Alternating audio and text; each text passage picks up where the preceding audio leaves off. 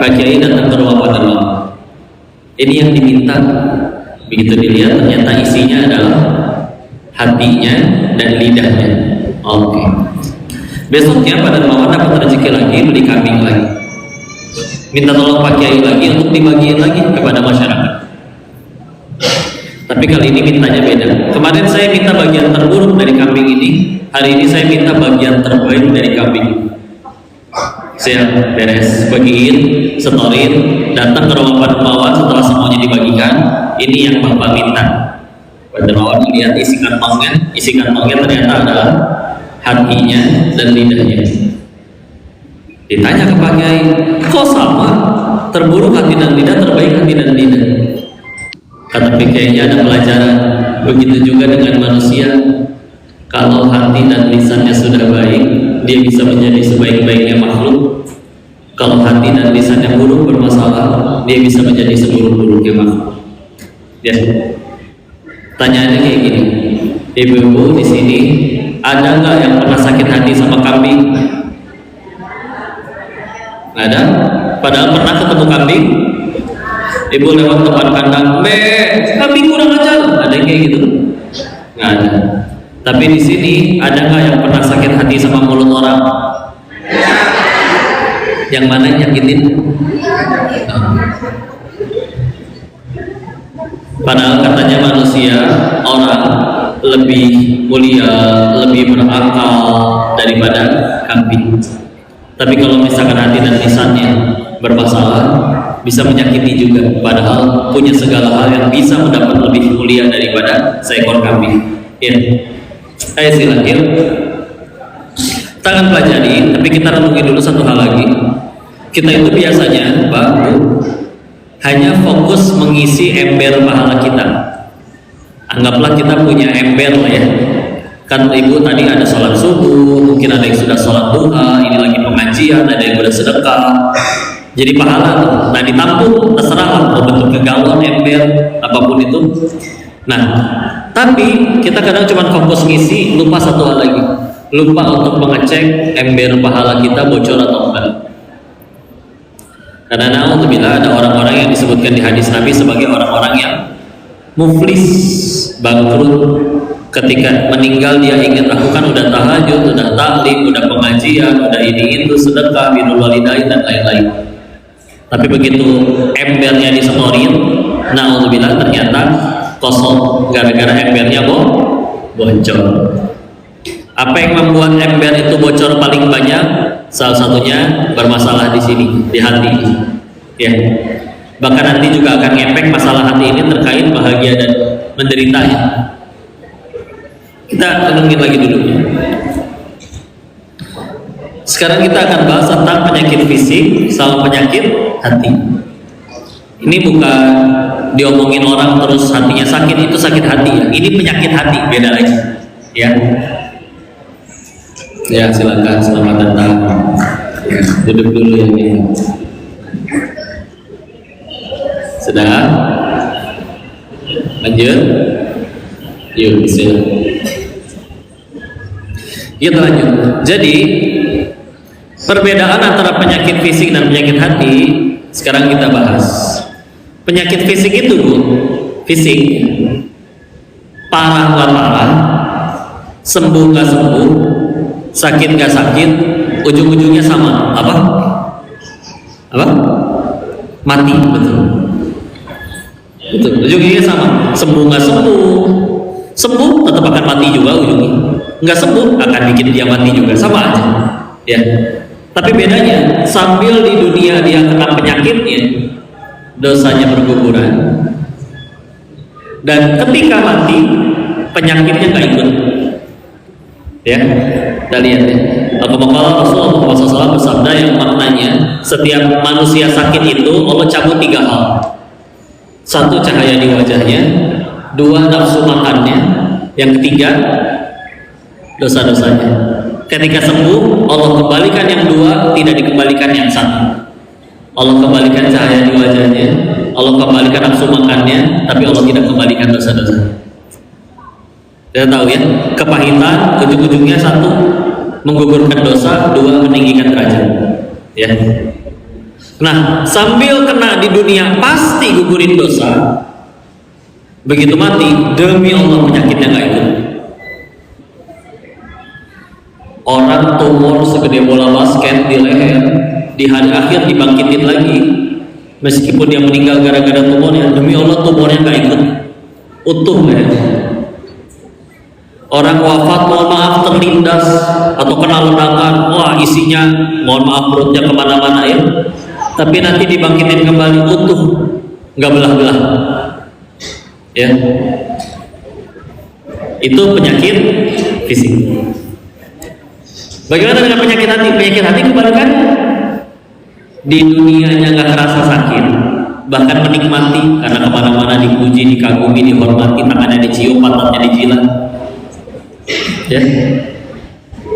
Tapi meninggal, demi Allah penyakitnya ikut, harus dipertanggungjawabkan. Ya. Dari sini aja kita harus bisa survei sederhana. Berarti sekarang kita tahu, yakin mana yang lebih bahaya, penyakit kanker atau penyakit sombong. Kok gara-gara kanker orang itu mati? Bisa jadi gara-gara kankernya dia pulang di hadapan Allah nggak ada dosa, dan dia malah berkata bersyukur, alhamdulillah saya yang sakit ya Allah. Boro-boro pergi berangkat maksiat, tiap hari terkapar sambil zikir, bisa jadi surganya lebih terjamin daripada yang sehat tapi maksiat. Ya, yang penyakit sombong, naudzubillah. Di sini, yang penyakit sombong, naudzubillah, bisa jadi nanti, ya tentu bukan bisa jadi lagi, pasti dia akan ditanya, apa yang membuat kamu sombong? Hartamu titipan, jabatanmu Allah yang nentuin siapa yang berkuasa, bukan kampanyenya berhasil atau enggak. Ya, tampan dan cantikmu emang kamu bikin sendiri mukanya di dalam perut, kan Allah yang setting, Allah yang bentuk wajahnya. Ya, akan ya. Repotnya kalau penyakit fisik, Bu, orang kalau penyakit fisik itu gampang akunya, terus mau pengen sembuh, mau banget. Ya, sakit fisik dia langsung cari dokter, dia tahu di mana harus berobat, dia langsung pengen berobat. Ya, begitu nyampe dokter, jujur, apa yang dirasa ininya dong. Apalagi yang dirasa, iya dong saya kemarin terlalu banyak makan emping jadi samuran, terlalu banyak berminyak jadi kolesterol. Iya dong saya kemarin terlalu banyak makan beli, misalkan. Ya. Ngaku, dan akan rela kehilangan uang berapapun yang penting demi sehat lagi. Padahal bisa jadi gara-gara sakitnya itu dia tadi. Ada dosa yang harusnya nggak bisa bersih gara-gara ibadah kita segitu-gitunya, jadi bersih gara-gara sakitnya. Ya,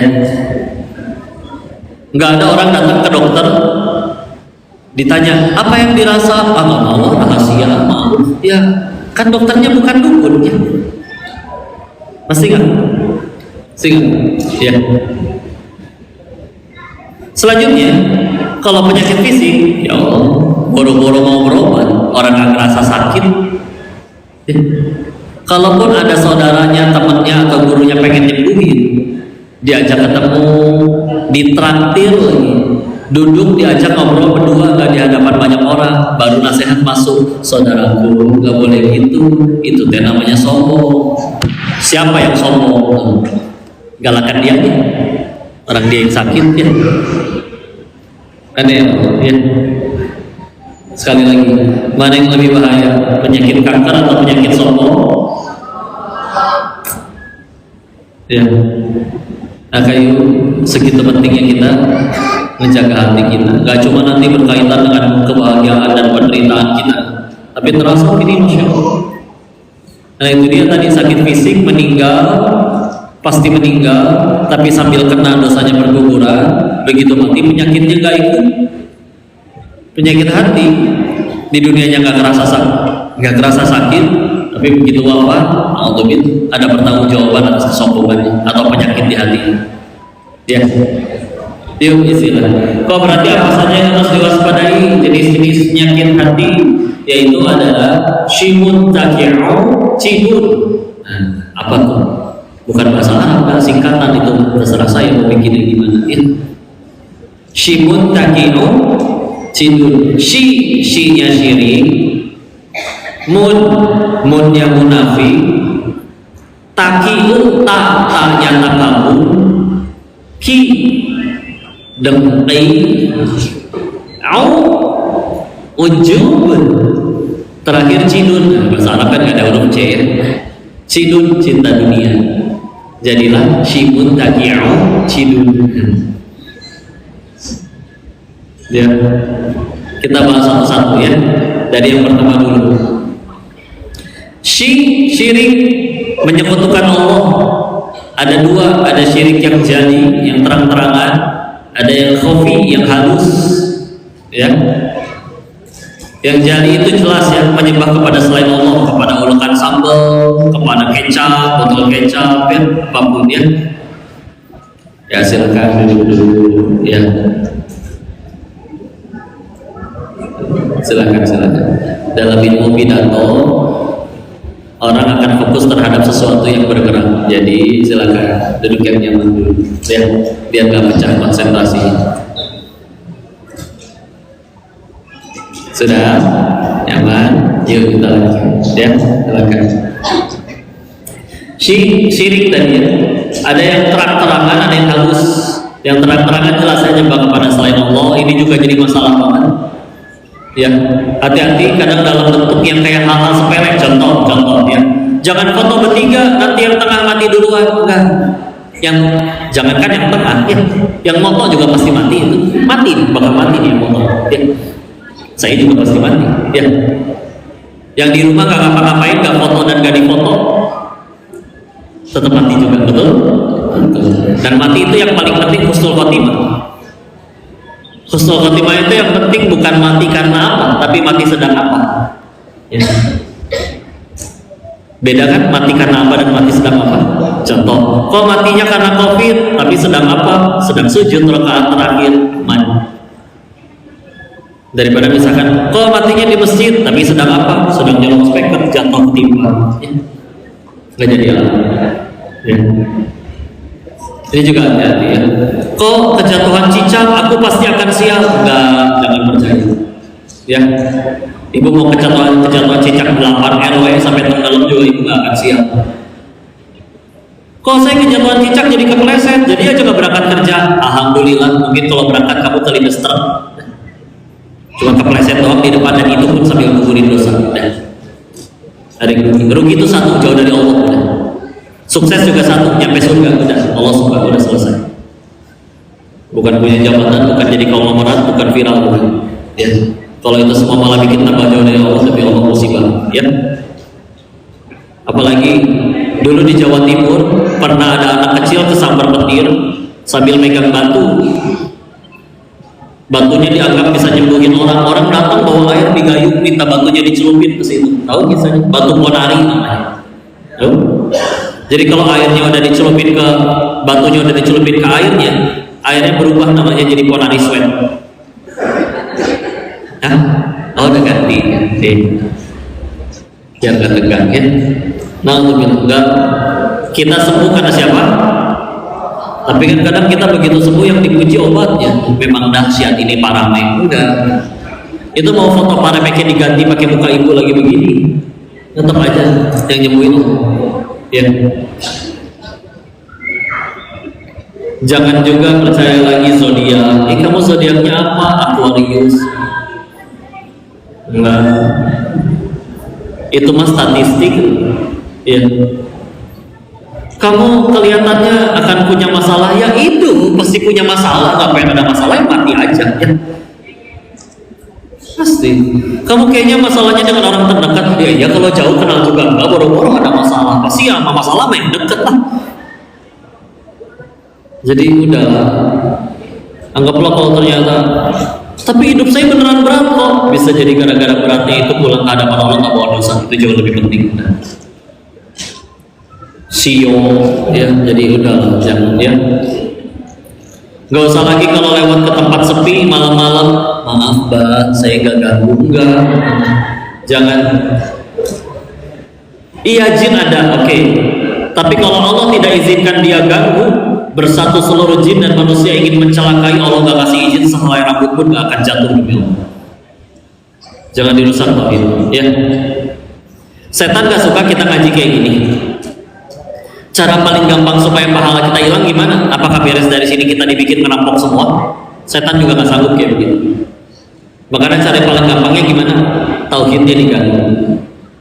Silakan sana sholat, zakat, puasa, haji kalau perlu. Tapi kalau toko sepi, datang yang kembah yang itu. Tapi kalau kamu mau nyalon, nanti datang yang kembah yang itu biar menang kampanye. Enggak. Enggak. Maka hati-hati. Makanya di dalam rukun Islam nomor satunya syahadah. Karena sholat, zakat, puasa, haji adalah konsekuensi dari si syahadah. Kalau misalkan ada orang sholat, zakat, puasa, haji, tapi tidak mengakui Tuhannya Allah, tidak mengakui Rasulullah Muhammad SAW adalah utusannya, dia tuh nggak laku, udah bukan muslim. Atau kalau sekedar sholat, orang Jepang bisa bikin robot yang 24 jam ruku sujud. Apa disebut hamba yang soleh? Enggak ada robot.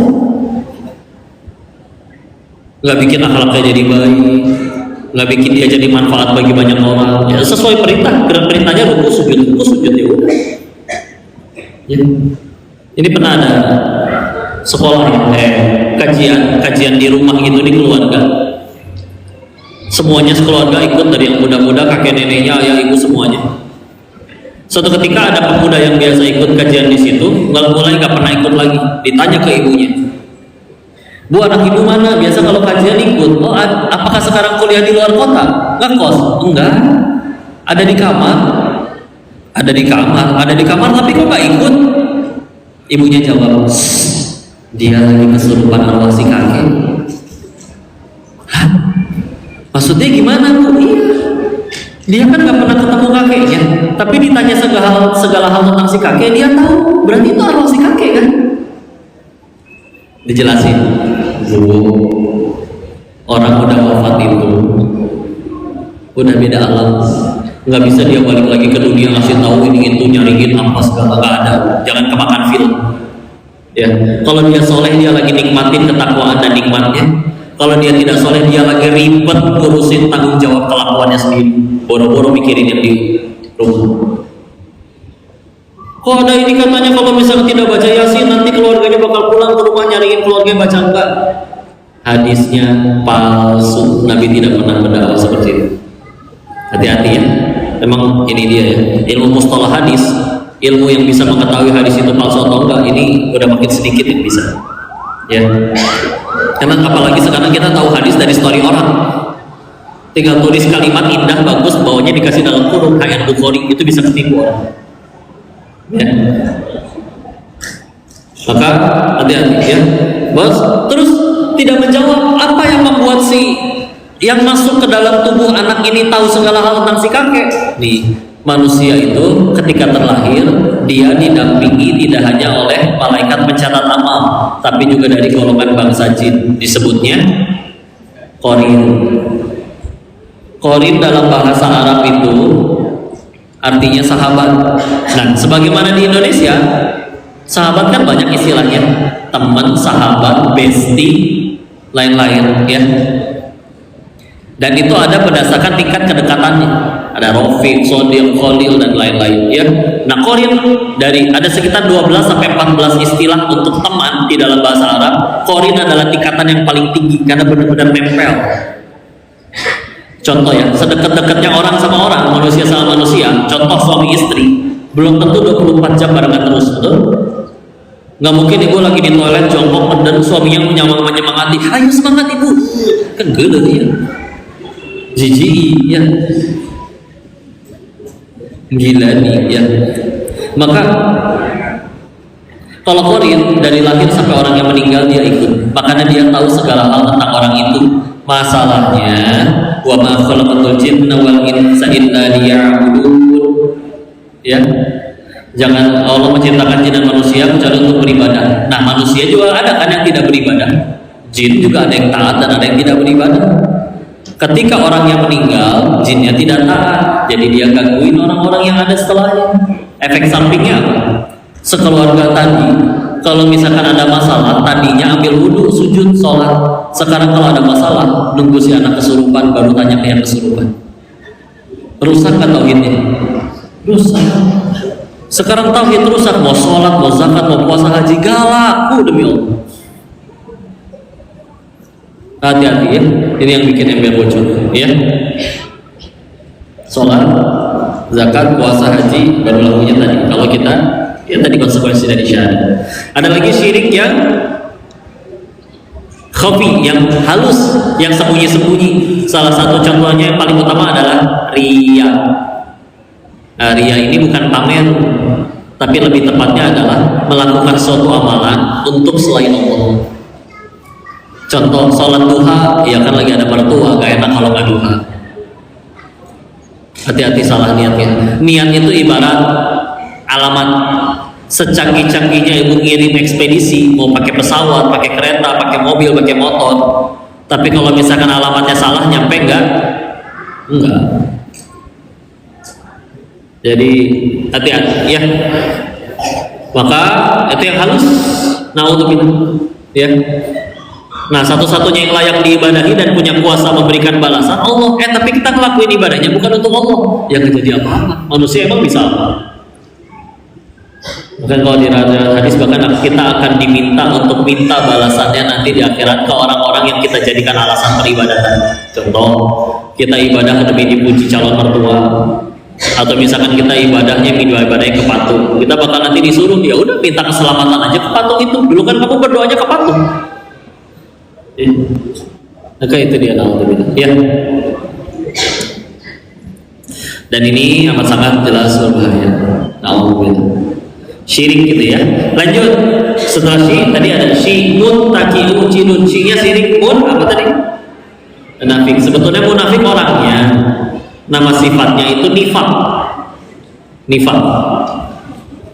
Secara bahasa nifak itu ibarat banyak lubang di tanah, nanti tikus keluar, muncul lagi, keluar lagi di mana? Ya, kayak mainan di time zone ya, yang mentung-mentungin tikus yang keluar dari lubang itu ya. Secara bahasa kayak gitu. Tapi nanti secara istilah, secara definisi, maka Nabi udah menjelaskan, yaitu orang yang jika bicara dia berdusta, jika janji dia ingkar, jika diberi amanah dia khianat. Ya,